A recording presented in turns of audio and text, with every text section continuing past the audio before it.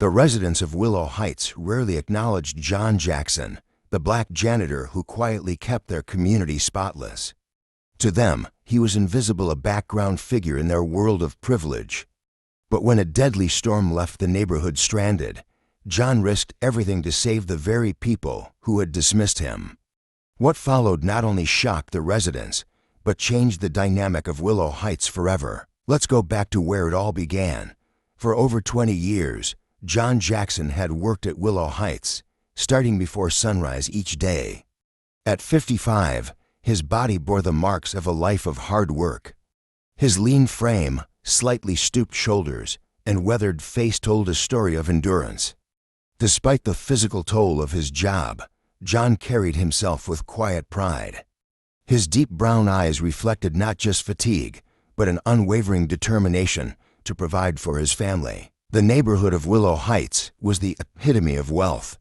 Sprawling mansions lined the streets, each with perfectly manicured lawns and towering gates. To the residents, it was a sanctuary of exclusivity and status. To John, it was his workplace, a place where his efforts went unnoticed, where he was treated as an outsider. One brisk morning, John was sweeping the communal garden paths. The marble walkways sparkled in the sunlight, a testament to his dedication. Yet, as he worked, Mr. Whitmore, one of the wealthiest and most arrogant residents, stormed over. "You missed a spot," Whitmore snapped, pointing to a clean section of the path. John paused, straightening up. "Good morning, sir." "I'll take care of it," he said, his voice calm but tired. Whitmore sneered, his tone dripping with disdain. "People like you should be grateful to even be here. Just do your job." The words stung. Not because they were new, but because they carried the weight of countless similar remarks John had endured over the years. He gripped his broom tighter, resisting the urge to respond. Around them, a few residents glanced over but quickly looked away. No one intervened. Later that day, while John cleaned the park, Whitmore's golden retriever tore through the area, scattering leaves and tracking mud everywhere. Just as John began fixing the mess, Whitmore returned. "What is this? I leave for 10 minutes, and this is what happens." "What are we paying you for?" Whitmore yelled, his voice rising with indignation. John tried to explain, pointing toward the dog's muddy paw prints. But Whitmore cut him off with a glare. "Lazy," he muttered loudly enough for others to hear. That evening, John sat at his modest kitchen table with his wife, Mary. The humiliation lingered. "How much longer can I take this?" he asked, his voice heavy with frustration. Mary reached across the table, placing her hand on his. "They don't define your worth, John. Don't let their ignorance take your pride." Her words comforted him, but the weight of the day remained. A few days later, John overheard a conversation while trimming the hedges.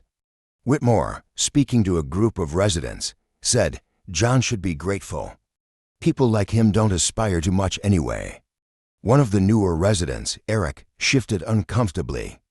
"Don't you think that's a little unfair?" he asked hesitantly. Whitmore scoffed.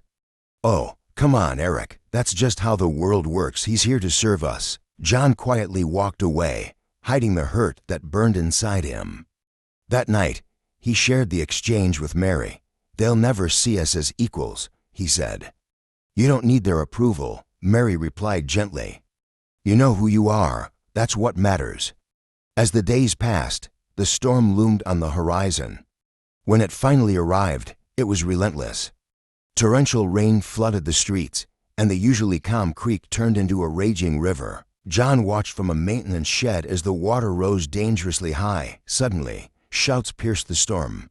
A car was trapped near the swollen creek, its passengers panicking. John recognized them, residents of Willow Heights, including Whitmore. For a moment, John hesitated. Memories of the humiliation he'd endured flashed in his mind, but then instinct took over. Grabbing a rope, a crowbar, and an old tarp, John ran into the storm. Securing the rope to a sturdy tree, he waded into the freezing water. The current was fierce, pulling at him with every step, but John's focus didn't falter. One by one, he guided the terrified residents to safety. Finally, he reached Whitmore, who was paralyzed with fear. "You're going to be okay," John said firmly, helping him out of the car. Whitmore clung to him as they made their way to solid ground. By the time emergency crews arrived, the neighborhood had gathered, watching in stunned silence. John, drenched and exhausted, stood apart from the crowd, his actions speaking louder than words ever could. For the first time, the residents truly saw John not as a janitor but as a hero. Even Whitmore, usually full of bravado, was silent. The next morning, Whitmore approached John awkwardly. "Thank you," he said. "I guess I never really saw you for who you are." Other residents began treating John with newfound respect. Eric, the younger resident, took it further, organizing a community meeting to address biases within the neighborhood. A fundraiser was even started to provide better tools for John's work. John didn't expect Whitmore or the others to change overnight, but he noticed small shifts: a smile here, a kind word there. For the first time, he walked through Willow Heights with his head held high, no longer invisible. The storm had washed away more than debris. It had forced the community to confront their prejudices and see the quiet strength of the man they had overlooked for so long. If this story inspired you, make sure to subscribe to Unfolded Tales Explained and hit the bell icon so you never miss an incredible story like this one. Thank you for watching.